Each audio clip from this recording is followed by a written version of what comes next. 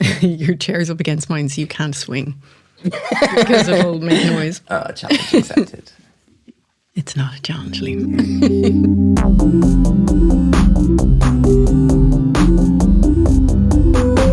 Welcome to In Bits, the podcast that deconstructs our digital lives. I'm Nicola. And I'm Liam. And we're both lecturers in IEDT, teaching psychology and cyberpsychology. So Liam, what are you in bits about today? I'm in bits about persuasion, or how we look at influence online. So I have a lot to unpack. I'm going to kind of intro persuasion in a couple of areas. I'm going to focus on it. Maybe with influencers, and we'll pick like a bit of positive, bit of negative to have a nice balance. Mm-hmm. We'll touch on a little bit of misinformation and disinformation, but I want to keep that separate because there's too much to discuss there. That's an episode in itself. That's like multiple episodes. Yeah, definitely. Yeah. So if we start at the beginning of what persuasion is, or the ways in which we see persuasion online, okay? Persuasion is very broad. So persuasion is trying to change an attitude or a behavior specifically, if we look at it from a psychological perspective.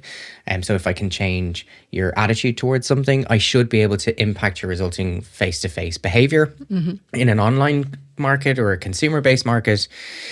We see this across numbers of different websites, okay? I feel like 98% of everything online is trying to persuade you of something. Yeah, well, whether you're aware of it or not, whether it's an implicit attitude, so something that's below the surface, or an explicit attitude, so something you're going to be quite overt to discuss. We see it in educational websites for sure. We try to introduce elements of persuasion. It's all over online marketing. So at a macro level, so like Amazon, for example, do this so well. You have your individual kind of marketing. So like you purchase a product and then your algorithm will suggest similar products to someone else who's similar to you has also purchased. There's a whole technological aspect to it, but it's also areas to take away the difficulties that we often will sometimes experience. So things like, I don't have the same technological skills, these kind of one-click baskets, saving my credit card details, which you never should. All of these kind of tools or procedures to make it easier for us to make that particular purchase. Okay, so like these are actually persuasion.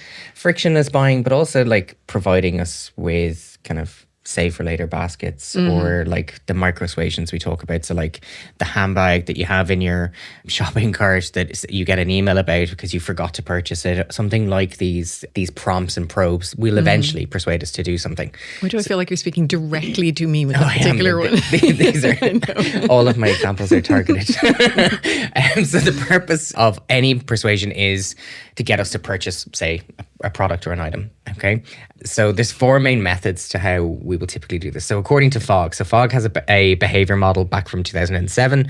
So this is quite old now, but it's still really, really relevant. So we firstly have to increase self-efficacy. So someone's knowledge or skills to either feel more productive, feel more in control. So we've spoken about that already in terms of like frictionless carts, providing tailor-specific information to their needs. So knowing what product or service they might potentially want. So personalization, but kind of making it as seamless as possible at the same time. Decision-making tools, so product recommendations, comparison tools and websites, and depending on the level of information we have, they will also alter. So we don't simply just make decisions off comparison-based websites. It depends on the type of product that we're using. And then simply simplifying that process again. So that save the basket for later. Yeah. Okay. That's a static format of website. Okay. It's not particularly appealing if we don't engage with our like Amazon through an Instagram profile or through a TikTok profile. We use someone else. And that someone else that I'm referring to is obviously an influencer or someone who has some form of persuasion message, whether they overtly refer to themselves as an influencer or a content creator. We do know that they have a difference on our buying behavior. Okay, not all of us, Liam. Well, is Nicole impacted by buying behavior? I think she is. Maybe. I think I'm going to talk about influencers in a sec. So how much do you think this creator economy is worth? Jesus, I don't know. I'd say it's huge. Like $1 billion or more. $1 billion or more? Yeah. Is that it? I've no idea. Like, do you even know what a billion is? Like, I can't even comprehend what a billion is. It's so unknowable because it's so huge. I have no idea. So the current creator economy, so this includes influencers, is worth 250 billion. I was slightly off. Yeah, just a little bit. Now, so that's at the moment. So that's in 2025. Okay. How much do you think it's going to be worth by 2027? So this is Goldman Sachs who are making these predictions. I imagine it's growing continuously. Yeah. So, what did you say? 250 billion? Yeah. What? Yeah. I don't know. 280. 280. You're very conservative. I have no, that's an awful lot of money. So Goldman Sachs have It's like said 7 Elon Musks. yeah, so they estimate that it's going to grow, not grow, double by 2027, so up to 500 billion. Christ. So this is just, it shows you, this is where marketing is taking place. This is where influence is particularly happening on an ongoing basis. Now, in terms of where is influence taking place? So what platforms do you use? Oh, social media, for sure. Which I mean, ones? it's always happened on TV, adverts, poster, like billboards, magazines, all of that stuff. And that's still happening, I think. Like, look at George Clooney with Nespresso ads on TV and stuff. I don't have a TV, but I think he still does those. He does, yeah. Ava Longoria does them now with him as well. And like perfume ads and things like that. But a huge amount of it's on social media now. And like, I wouldn't see a lot of it because I would only see the people that I follow that are doing it. But there's people I've probably never even heard. There's definitely people I've never heard of who are influencing. Okay, I'm gonna Obviously, give when you the some in a market's few. 250 billion, I'm not following them all. Yeah. So now, in terms of the spaces or the social spaces, so social networking websites that are predominantly used, Instagram is still the largest market. So they make up a share of 1.35 billion users. Wow. YouTube, as of last week, was 868 million users. TikTok are still a little bit behind. They're only at 720. Only. Yeah. So these are the three main markets. Now, who are the predominant users of those three main markets? Young people. Young people. I'd say more women than men on probably Instagram. I don't know about TikTok though. TikTok is fairly balanced. A lot of younger males. Yeah. Now, Instagram is a massive market. There was a shift of, I'm going to say older, like people in their 30s and above, who shifted from Facebook, who shifted from Facebook over to Instagram because Facebook was seen as this kind of static platform by comparison when Meta rebranded. And originally launched Instagram. YouTube has kind of not really changed in terms of how it's been used. And TikTok obviously has exploded in that space. And I think part of the discussion around the doubling of that content creator market is that we're continuing to see platforms grow and expand. So X obviously changing, not really having any impact in terms of content creator market, but obviously think platforms like Blue Sky will. Is there much on Snapchat? So there are sponsored ads. We'll look at it there's a few of the influencers we're going to chat about. Yeah, but it's not as big, It's not nearly as big. It doesn't allow the same kind of metrics Yeah. certainly that Instagram allows. I don't know if you've ever tried to create a research advert. I have through Instagram, and there's a lot you can do in terms of recruitment and filing down your demographic. That's obviously the space that they that is their market. Now, so while it's doubling, the influencer market has actually dropped. It was at 49% of an increase in 2020. That has slowed to 13.74. Okay. So this isn't actually that the influencer market is getting smaller. It's just slowing leveling growth. off. Yeah. Yeah. So we've seen a huge expansion across a number of different areas in terms of like makeup, gaming, unboxing videos, which are particularly at younger people. I don't know if you've watched an unboxing video before. Like once or twice just to see what they wear. Yeah. Like I Very think exciting stuff. They're really helpful. Like I follow, this is so boring. I follow gardening influencers, and this is just part of my algorithm, and I've accepted it now. I'm gonna like date us. It's springtime at the moment, and I'm being told when to do specific things in the garden, and I'm like, I don't have time for this. I love how different our algorithms are. It's dogs and gardening at the moment. That's about it. Like, it's very happy space. But obviously there's different influencers. So I follow like health or fitness influencers. I follow different kind of chefs in relation to this kind of like healthy eating styles. I don't follow anyone in fashion. Do you follow any fashion or lifestyle influencers? Yeah, but I also follow a bunch of gym and fitness ones, and my Instagram definitely thinks I'm a gym bro, the kind of ads they serve me. They also seem to think I'm like a farmer. I keep getting tractor ads as well. But yeah, they think I'm a gym bro most of the time. I don't know. Instagram doesn't know me very well. Specific. And then there are influencers or content creators that focus on like family lives, parenting. So we see that there's a shift right from young kind of adolescent right the way through to older adult. Like my mom is on Instagram and she will use it. She follows different influencers. She uses it like any other, to be honest, adolescent or like anyone in their 20s. She uses it the same way that I do. And then she will share like stuff all the time. And she uses it like any other user. So I don't think age is a relevant factor in any of this. There is a very famous researcher who looks at persuasion. So it's Robert Cialdini. His principles of persuasion have been around for quite some time.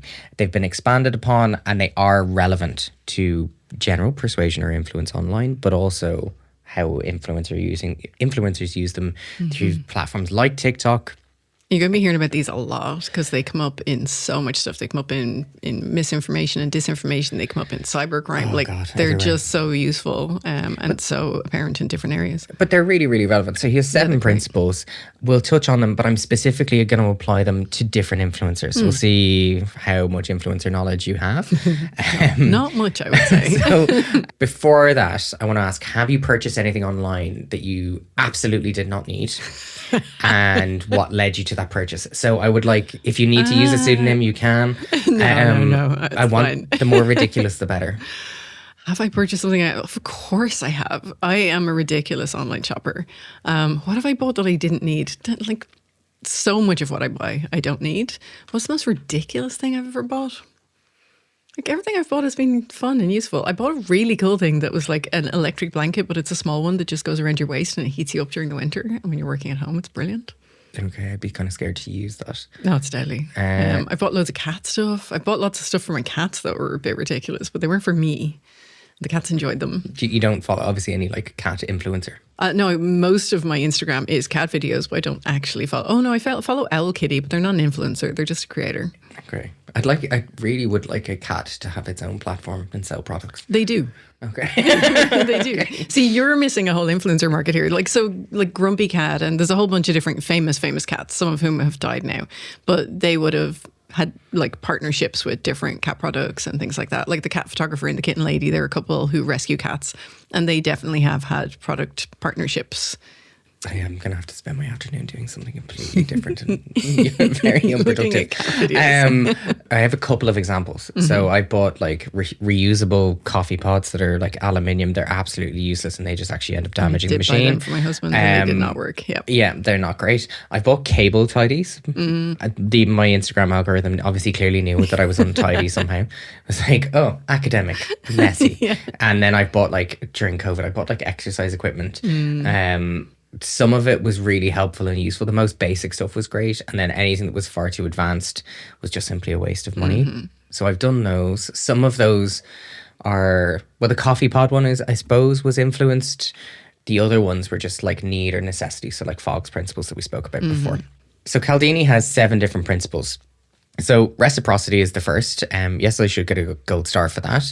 The dyslexic in me is very happy. To pronounce. Scarcity, authority, consistency, liking, social proof, and unity. So unity is the most recent of these principles, and it focuses on like the sense of community and belonging that we have online, and kind of this shared kind of purpose, really.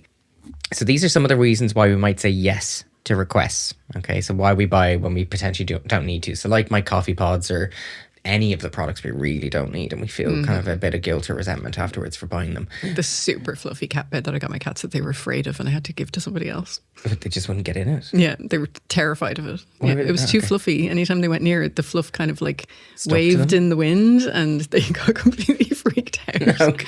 I donated it to somebody's dog instead who loved it. Yeah, that's why dogs are better. So I have real life examples of different influencers across these principles. This is not a critique of these influencers or how they do it. It's actually positive in terms of a critique because they're showing their business acumen. It's not from a manipulative perspective, really importantly.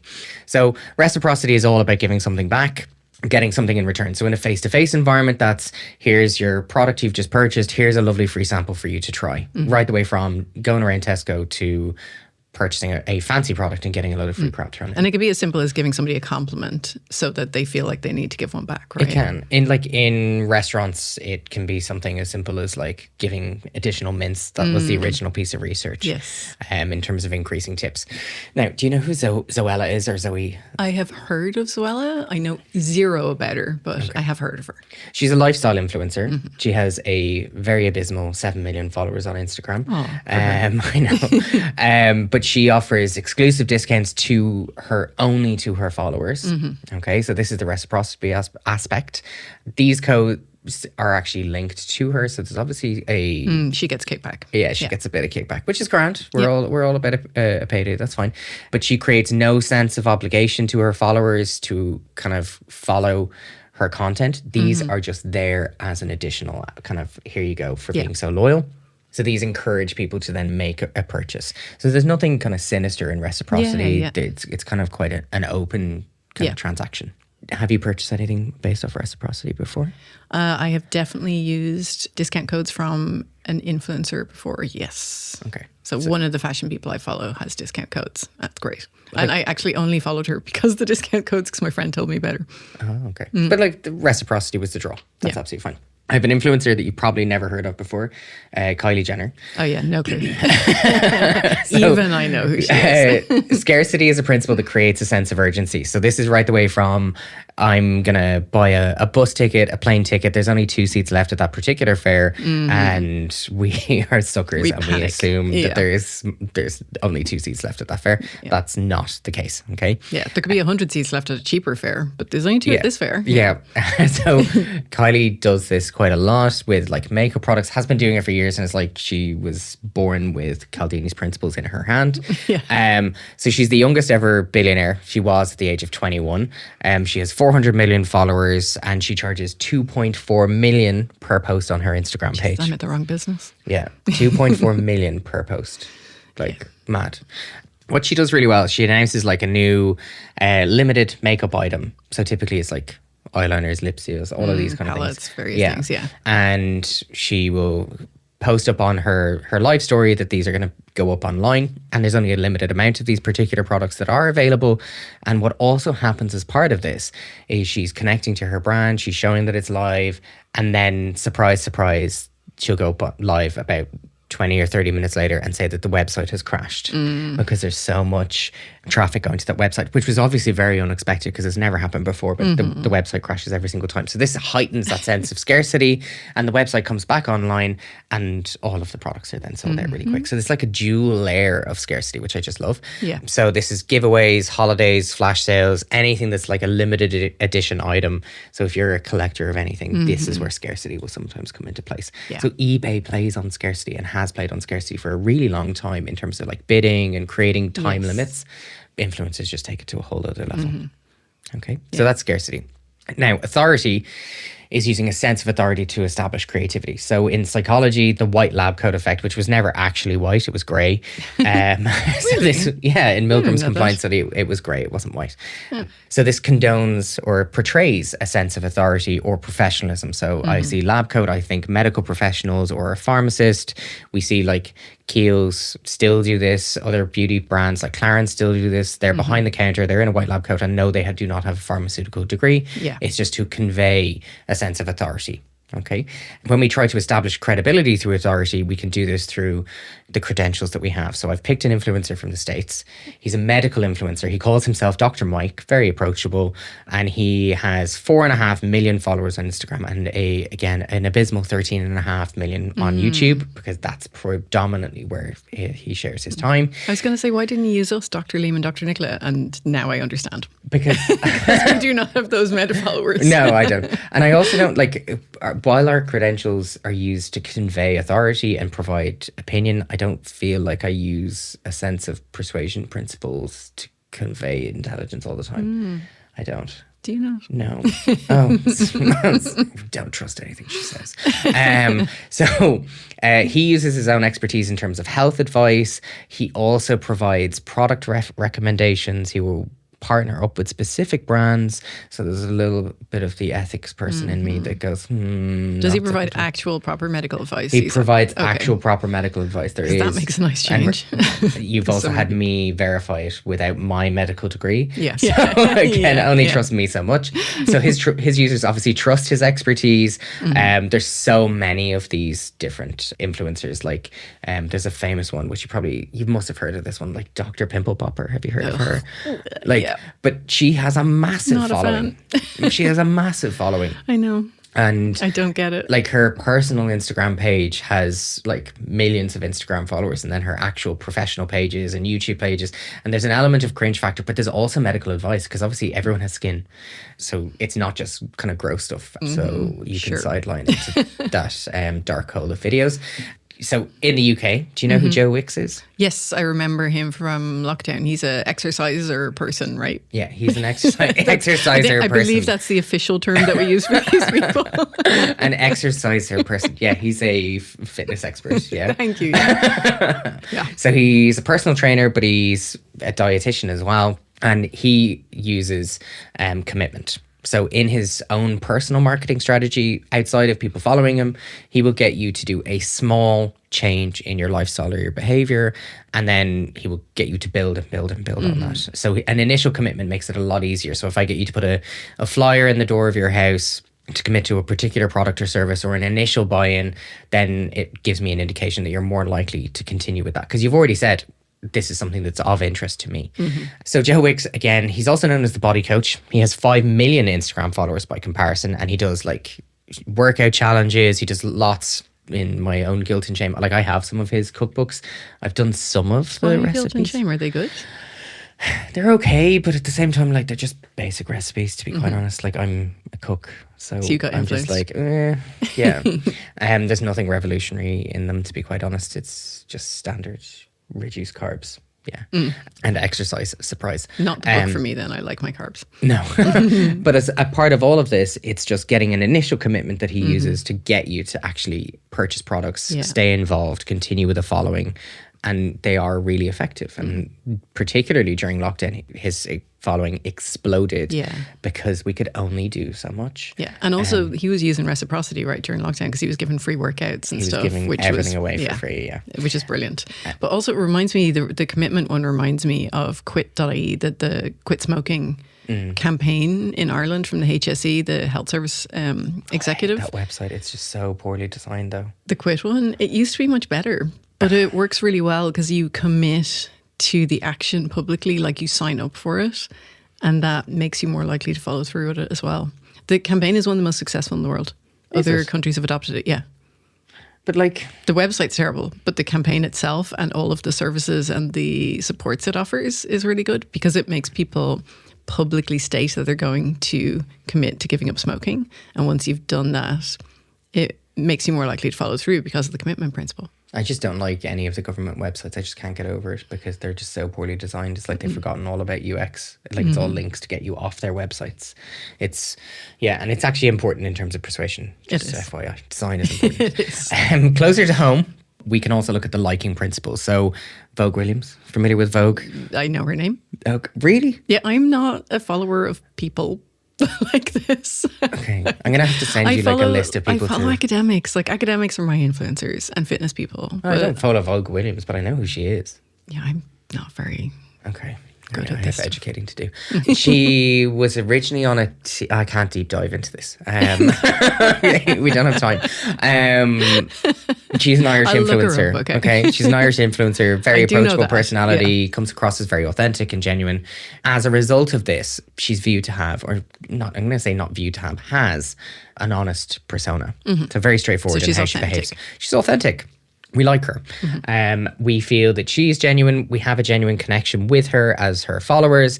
And that as a result of this, we're more receptive to recommendations or any endorsements that might potentially be there. I think that's why I don't follow a whole bunch of influencers, because I do not need to be encouraged to buy more stuff.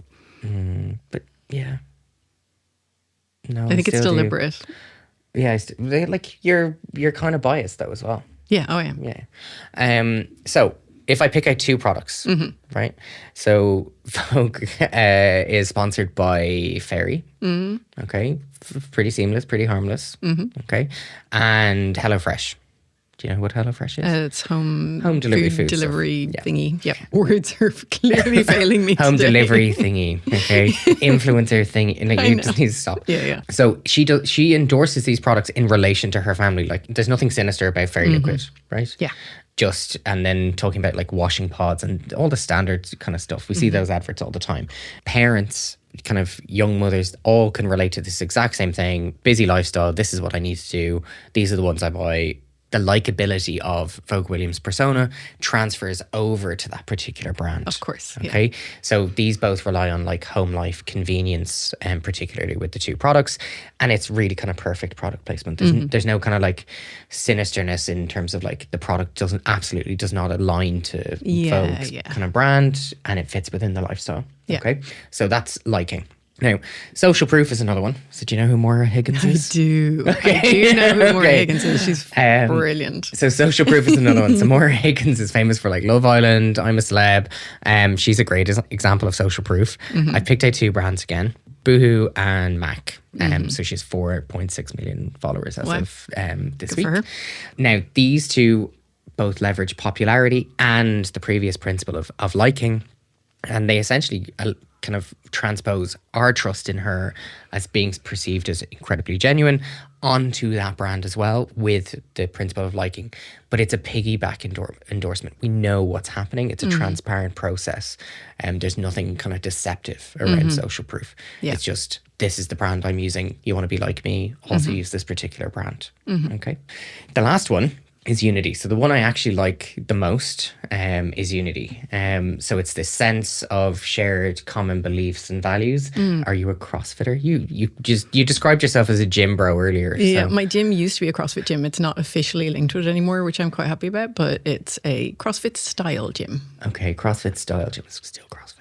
It's not. Now, do you have any specific language or terms that are Yes. linked? Okay. Yeah, we have the WODs, the workout of the day. There's a whole bunch of stuff. Okay. So this sense of shared belonging and community absolutely fits into Unity. 100%. Yeah. It really does. So I apologize if you're a CrossFitter. I am absolutely not. I don't get it. Like this sense of like Kool-Aid fitness. Sorry. It's just people liking each other. The people in my community, in my gym community, are absolutely lovely. That's what is really nice about it. No, if I'm in the gym, I put my headphones in and you're just not to speak to me. Sometimes I they're have the to get only through people I that. talk to in a day. So one influencer, I think, who draws on the final principle really well is James Doyle Fitness, otherwise known as Protein Bar. Protein Boar. And so he originally did a collaboration after this, and he kind of became famous because of that, with MyProtein. So they're obviously a fitness brand. So Protein Bar is a nickname for our Irish TikTok star, James Doyle. So he's known for his gym content and his strong Leitrim accent. He gained popularity for his fitness advice, particularly in the way he obviously pronounces protein bar, which led to this protein bar trend, okay, which kind of exploded quite quickly. And it pulls on that final principle of unity really well. So this sense of Irishness that comes both from his accent, but also like the way he behaves and like His sense of humor. Like I think like he's a big fan of an Aircom kind of GA jersey. Like he fits the Irishness stereotype really, really well. What is slightly different is that he also discusses other areas. So in relation to like fitness, something that comes across quite a lot is mental health, eating disorders, body dysmorphia, and that allows him to both connect to an audience from a unity perspective, but also then connect into the wider kind of fitness community and industry and people who are on their own fitness journeys too. So I think he portrays himself in quite a genuine way. So as I've said, he's from Leitrim. He just recently reached 1 million followers on TikTok, and he put up a post where he discussed this milestone, and I'm not going to even attempt a Leitrim accent. I don't think anyone needs to hear that. So he said, if anyone told you that some fella in Leitrim would have over a million followers, you'd think that they had notions. And notions, if you've never heard of notions before, it's basically like delusions of grandeur. After 18 months and 1,900 posts, I finally reached one of the craziest goals imaginable. Thank you so much for your support. I can't put into words the fact that having 1 million people following you is absolutely crazy, but to have such consistent support. So the consistent aspect of that is really important. My videos and at my live events, it's just been mind-blowing. From the bottom of my heart, thank you for everything, and here's to the next milli. So it's like this really consistent, genuine response back, and I don't think that that's been like actively constructed. I think it's just a genuine connection to that audience. Yeah.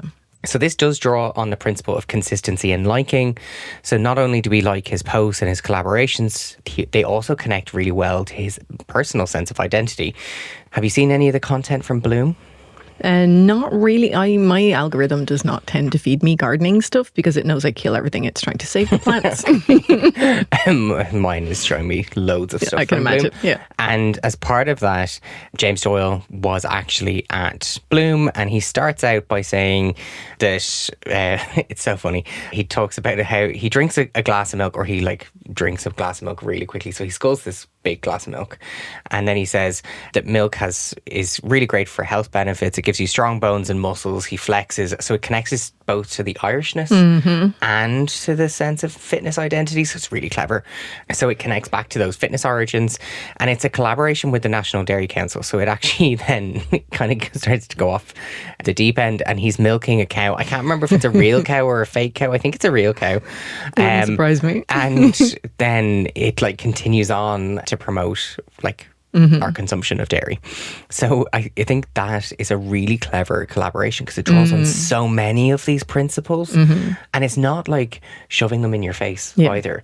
It's actually drawing on the parts that are quite or less Machiavellian than you would view in other areas. It's just very clever. Yeah, it kind of fits the authentic and real personality with an authentic and real product, and does it in an Irish way that's very authentic as well, but also very funny. But it doesn't go outside of the box for that particular, for him as an influencer. So he still does all the other stuff like fitness tips, motivating followers, giving tips to people who are different levels of fitness experience. And then he does reciprocity. So where he gives out like fitness codes and stuff like that. And then he has his own kind of like store for his branded content too. There's this area that he also does really well, which is looking at parasocial relationships with influencers. So this one-sided relationship that we view, and particularly a way to break this down or to make it seem more genuine or to increase how connected you are is to increase levels of intimacy. And as a result of that, your level of trust in that person. So by like self-disclosing or giving away information about yourself helps increase that feeling closeness. Spoilers. Oh, sorry. So he shared a video about a cut. So you know what a cut is? I do. Yeah. So this is where you try to drop weight ahead of a competition or summer. In a video he posted, he speaks about how he was in the best fitness or shape of his life, but when he looked in the mirror, he was kind of fat shaming himself. He was degrading himself. He had low self-esteem, and how that was impacting him. And he outside of this now is discussing how he knows that was body dysmorphia. It's also quite unique because people in the fitness industry, not as a sweeping statement, but generally don't talk about areas like this on a continuous basis anyway. Sometimes that'll be a part of their fitness journey as well. So he opened up about feelings of body dysmorphia and previous experience of eating disorders, which made him quite vulnerable for someone who has 1 million people watching that. So this allows you to connect and kind of break that glass ceiling between influencer and audience and make yourself really vulnerable.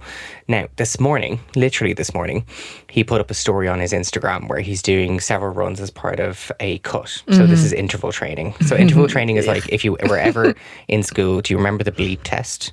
So this is very like the bleep test at its most extreme level. So he's doing these back and forth, He looks absolutely exhausted, verge of getting sick, out of breath, red face, just not this beautiful picture that you would expect an influencer to put up online. And what this does is it breaks through that self-presentation barrier where it's not actively curated, which we've previously discussed. And it shows how hard it actually is and how hard he actually has to work, which is really nice. And authentic again and connecting so that when people are in the gym struggling, as I might have experienced recently, they can feel like he knows what they're going through. He's not some perfect scion of fitness who never feels pain anymore. No, but it's also just showing that if you're in that fitness journey, that or you're maintaining or trying to achieve a goal, that at no point is it easy, even when you're when you're super fit. Yeah, it does not do that or allow you to achieve that in the same way. Yeah, absolutely. Okay. Now, consistency. And this is not consistency in terms of the principle of kind of consistency and liking. This is consistent posting. So scheduling, sharing content on a regular basis. So the person doesn't actually disappear from our lives. It keeps us engaged with our own journey. Yeah. We have a continuous update that allows us to kind of like you would be chatting to one of your friends, you know, or you're clicking into your stories and you know what that particular person is doing. The influencer does it in the exact same way. This is why I will never be an influencer. I'm just not consistent. I'm terrible. Are there any influencers you follow who do any of these 5 things?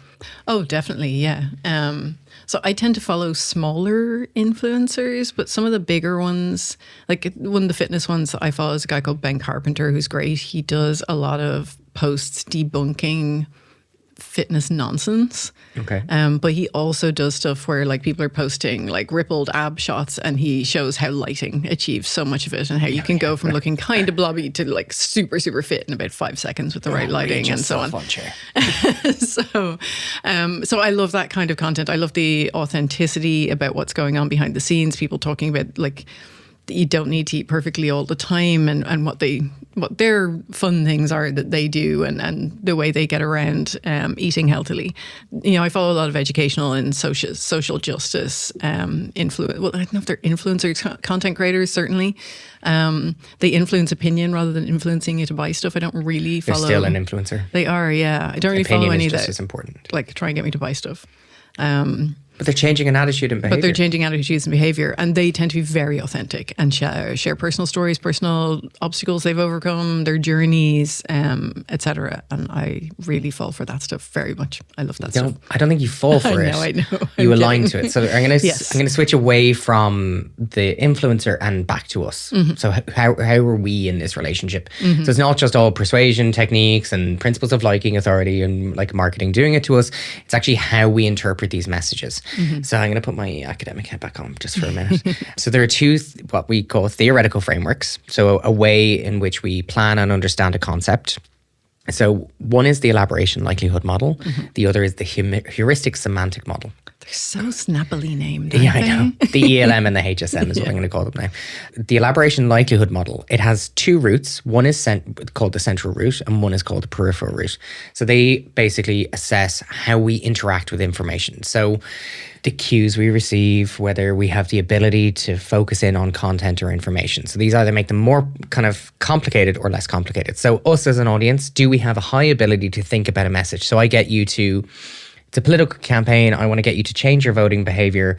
If you typically rely on facts, figures, a clear, concise argument, and you have, importantly, you have the ability to decode that argument, you're aligning to the central root of persuasion in the elaboration likelihood model. So we look at your cognitive responses to it, your existing attitude or belief, and whether we can change even part of those. That should lead to behavior change. Okay? Yeah. Now, the other side of the route, so the peripheral route, that route involves lower involvement in processing. So this is kind of where we start to see kind of superficial components come in. That is what leads to belief change. So for example, the same political argument, the facts, the figures, all the lovely stuff. If I instead give you less facts and figures and information and I put a shiny celebrity in or more emotion. More emotion, not so much like the heuristic semantic model looks at more emotion a bit more.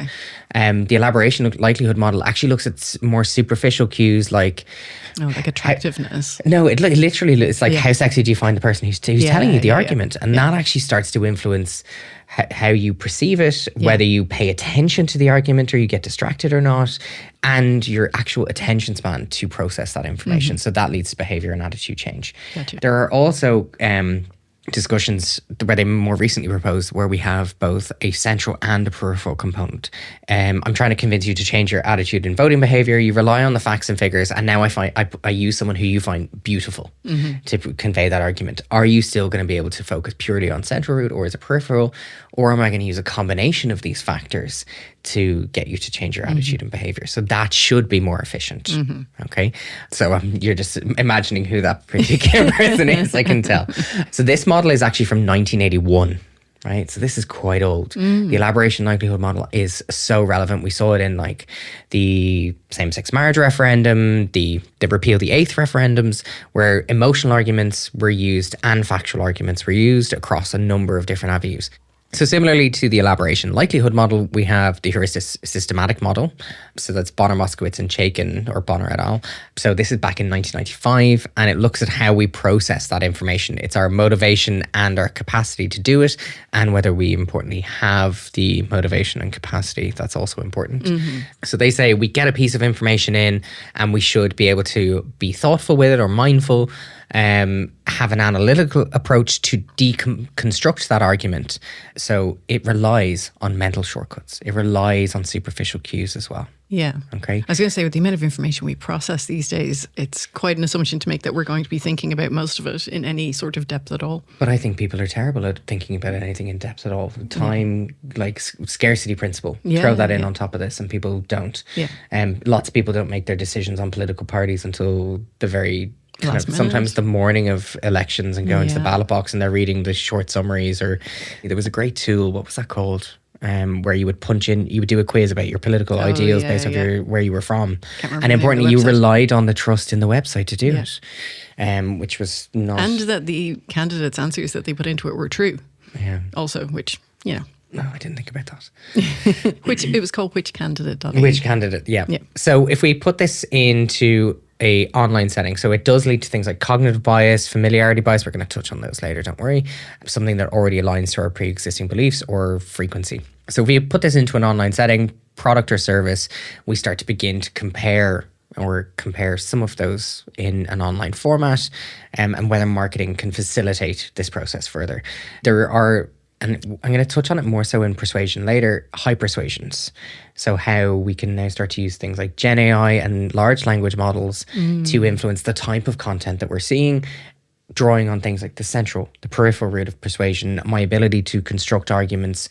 Do I need an emotional argument to counteract that emotional sentiment if it's emotionally driven for me, or do I need a factual argument? Or to add an even more complex layer, do I need factual and emotional arguments within the same message together? Okay, so this changing someone's attitude or behavior is not straightforward. Yeah. Okay. No, it's really not. Now, young kids, what comes to mind when I talk about persuasion and kids? How easily persuaded kids are to want stuff. So like all the sweets at the supermarket checkout aisle, and how much kids want stuff when they see it. Junk food they ban at certain periods of time during the day because they know it puts parents under pressure to buy them. Supermarkets, I know, did a voluntary ban of sweets around supermarket checkouts for a long time, but it seems to have fallen by the wayside. Ah, Jesus. Because Dunn's they know is like a maze of sweets before you get to the till. And what helps children helps me. If they ban sweets at the checkout, it's good for everybody. Yeah. Okay, we won't attack ourselves. So Persuasion, actually, it does focus on adults. Now, these same 7 persuasion principles by Cialdini, we can apply those into influencers to focus on young kids. So gaming influencers particularly, we see a lot of it on YouTube or Twitch, the kind of live streaming platforms. Here's a new game I'm playing, or just simply watch me playing this particular game, and there will be product endorsement within it. Okay. The Internet Safety Office here, WebWise, love WebWise. Like, make me one of you. I don't know. So they focus on providing resources for young children. Okay. They have one which is called HTML Heroes, which is like, I love it so much because it's these 2 USB keys doing a rap, and it's this like very like Run DMC style kind of set up with these 2 USB keys. Like, kids don't even know what HTML is really at that stage, like, let alone what a USB key looks like. And it's just so good. I feel like the references are for us. But it focuses on like one of the USB keys goes out and he buys a pair of trainers and the other person buys another pair of trainers, and they were both being promoted by the same influencer one week and the following one another week. Okay, so influencing trends and knowing that these are paid endorsements. So it talks through in this very eloquent rap what This is all so bizarre. it's so good. But it like, go and have a look at it. It's really, really good. But it's focusing on the different areas, like looking out for paid endorsements, ads, sponsorship, and looking behind particular adverts. So this is actually teaching the heuristics or heuristic processing model, and it's the elaboration likelihood model that they're saying stop, think, check. Yeah. Look under the kind of the hood if there's any doubt. Not any doubt, but anything that doesn't kind of add up. They're intuitive thinking as well. So trying to kind of encourage that. Yeah. Ironically, it's only until about the age of 12 that they should be able to like fully operationalize some of these concepts. So it's effective, but it's just kind of like road signaling to some of these issues. I know. Okay. Yeah. Now, I'm going to move to someone you love. Would you? One of my favorite grifters I'm going of to all apply time. this into RFK Jr. He's a controversial figure, To say the least. particularly amongst vaccines. So Robert F. Kennedy Jr., he's been in the spotlight about making misleading claims about vaccines and why people believe these false claims, how we counter them. This is where we're going to get into. For anyone who's not familiar, Nick, do you want to tell us who RFK Jr. is and why should we know who he is? Unfortunately, we know who he is. And if you don't, you should be very glad. And I hope you never have to find out. He's a Class A grifter who started out as an environmental lawyer and actually started out doing quite good work, but somehow made his way fully into grifting and anti-vaccine activism, partly because his own kid suffered from quite ill health. And so he was trying to find solutions, but he really went off track and just ignored medical advice altogether. He's made a lot of money of his anti-vaccine activism, estimates of about 1.2 million in the last couple of years. There's currently a big lawsuit happening, and even with him as the Secretary of Health and Human Services in the US, he could still make a fortune off that lawsuit if it eventually gets resolved. Right. Because, ethics doesn't matter anymore over there. He is also a major conspiracy theorist, so it's a really great person to have running a health service altogether. Yeah, so that's who the very, very short. There's many other things about him, but the very short version. So he ran for president as well. Yeah. He ran as an independent, and obviously everyone knows who his ancestor is. So the original JFK. And the original RFK. Yeah. But he has tried to draw off familiarity, consensus, liking. He, in his campaign adverts, used to show like old family videos with his like parents and grandparents, this kind of community aspect around things like Thanksgiving. There's like a video of them all playing American football. He also superimposed himself into JFK's original campaign videos. Seriously? As well. Like it was really clever from a marketing perspective. The reds, the like whole red, white and blue aspects and all of the marketing, that's actually not what I'm focusing on. But he did that really well in his campaigns, and obviously was seen to be famous enough to, or have enough sway to be brought into the existing government. Well, he's also nuts enough to be brought into the existing government. So I'm trying to align logic to why he's there. I'm taking the other route. So he has made lots of misleading claims about vaccines. Yeah. So conspiracy theories on vaccine safety, despite the overwhelming knowledge. Overwhelming evidence for vaccines. I just efficacy, safety, medical trials, all of the stuff that we know exists. He also downplayed measles. So there was a significant measles outbreak in Texas, and he said it was not unusual at all, which obviously is very far from the truth. This was in relation to measles, and particularly the measles vaccine and autism. And he spread a lot of those conspiracy theories. He also spread a lot of misinformation around COVID. Again, this is not, we're not going to focus on misinformation. But he did we might come back to him. Yeah. We could do a whole episode. We can do a whole case study with him and a few different cronies. But he said that the COVID-19 vaccines, he has a non-profit. It's called Children's Health Defense. And it has, my favorite thing is it has its own fact-checking page on factcheck.org because of how often people go and kind of search for these. Yeah. Okay. Now, why would you believe a false or misleading claim? Specifically from RFK? Because maybe you have an underlying fear, like you're worried about your kids. People worry about their kids. They worry about them getting sick. They worry about something going wrong with them. And so you're more vulnerable and open to hearing that kind of messaging. And then he is a political elite. He's an authority figure. And so you might view him as being someone who's relevant to listen to. He's been talking about this stuff for a long time. He aligns himself with similar dodgy people in the area like Andrew Wakefield. And so he may come across as someone who knows a lot about it. And so an authority on the, or an expert in the area. And he's now going to be able to use his authority as the Secretary of Health. Yeah. And that does convey authority. Of course it does, or at least it used to. And he will certainly be able to influence medical decisions Yeah. and policy decision. So about how we give public health information is going to be influenced by that. Yeah. So I have 4 factors or 4 areas I'm going to touch on for why we are susceptible. And I'm going to keep these quite high level because we've already deep dived into persuasion. So the first, in terms of psych factors, confirmation bias. So you've touched on it a bit. So something that pre-aligns to my existing beliefs. I already have heard something or that is relevant in this space already. It doesn't contradict any of my existing understanding or facts. So simply adding to that. So if someone already has doubts about a vaccine, they're more likely to believe or share that information. So there was a lot of discussion around the responses people were having to vaccines, and people in the States were taking the vaccine to not get sick, which in itself is the massive misconception. So vaccines don't prevent people from getting sick, they reduce the impacts of illness. So the more you respond to a vaccine, ironically, is the more antibodies you build, so the better your resistance will be. So I had really bad reactions to the vaccines, and I felt very kind of fluey and the kind of muscle aches, the whole lot. And I was actually sitting there going, oh, I'm really happy about this because I know I'm going to have good responses to the vaccine, which was great.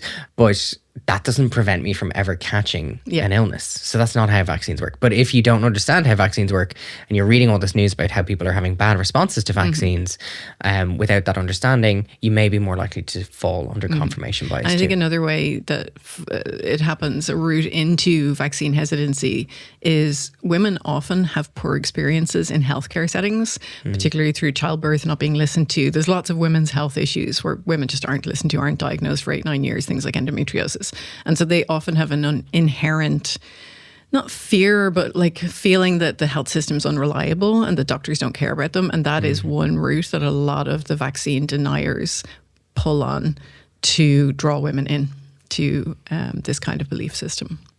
This relies on us doing our own research, spending time to go and look at it. And unless we have this information freely accessible from a non-biased source that we know is non-biased, the likelihood is that we will fall for confirmation bias. And it could be like left-leaning or right-leaning confirmation bias too. Okay.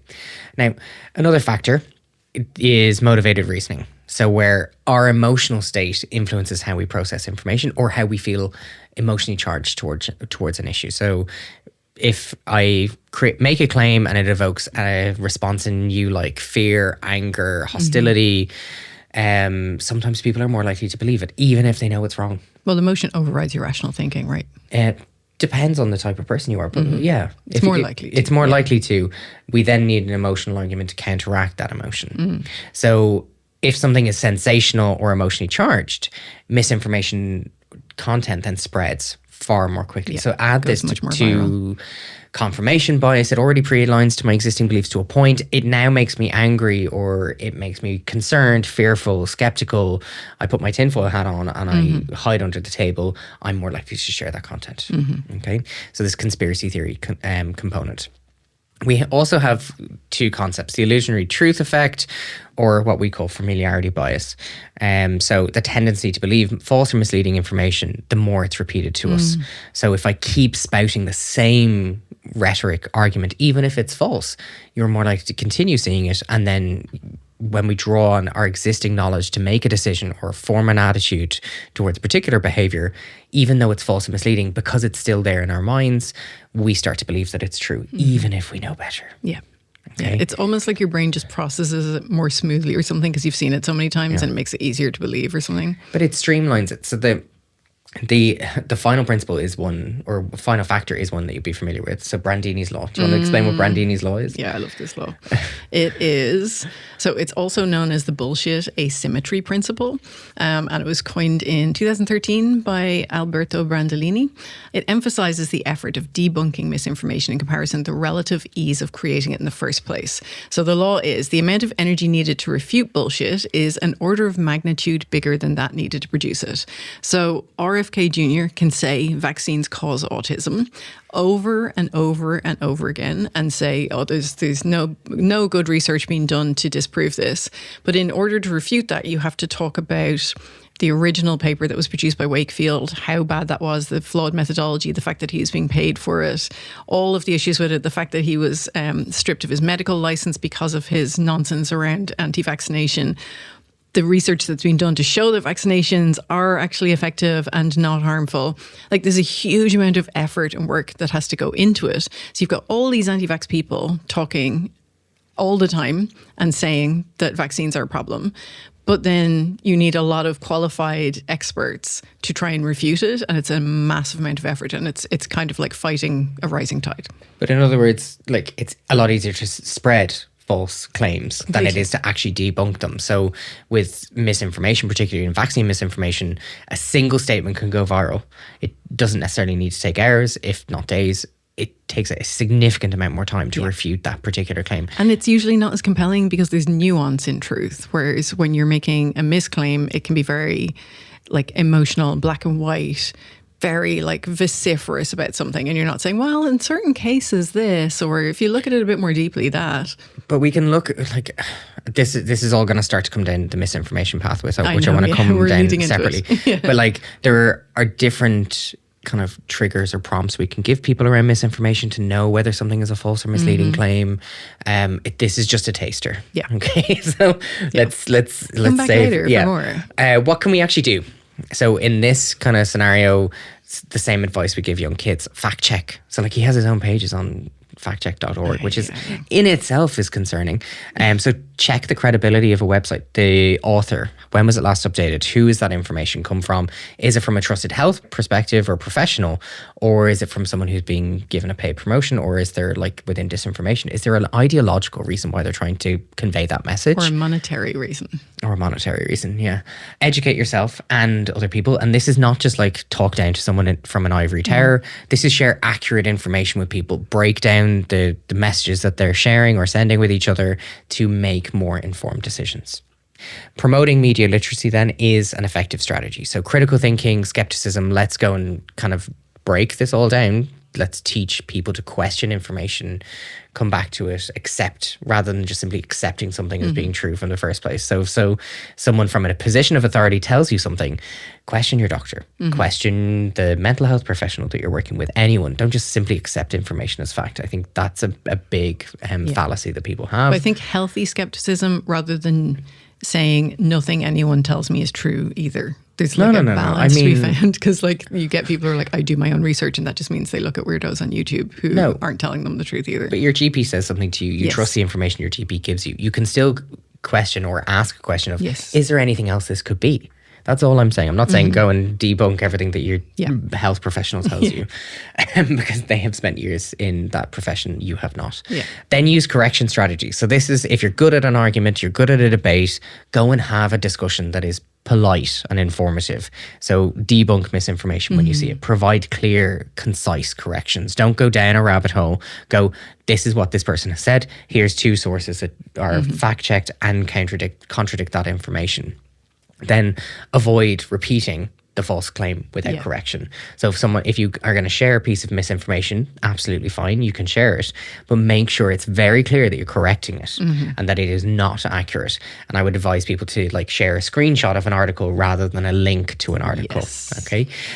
Repetition reinforces the beliefs in those falsehoods. Exactly.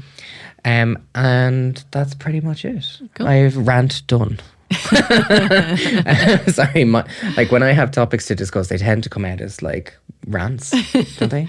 Yeah, we get exercised about stuff here. Yeah. So this is the emotional, factual arguments that we've been talking about.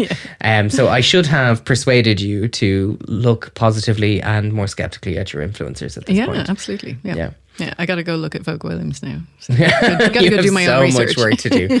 Okay. You've been listening to In Bits, the podcast that deconstructs our digital lives, or at least attempts to. You'll find us every second week from wherever you get your podcasts. You can also follow us on social media, so at In Bits Podcast on Blue Sky, Instagram, TikTok, and YouTube.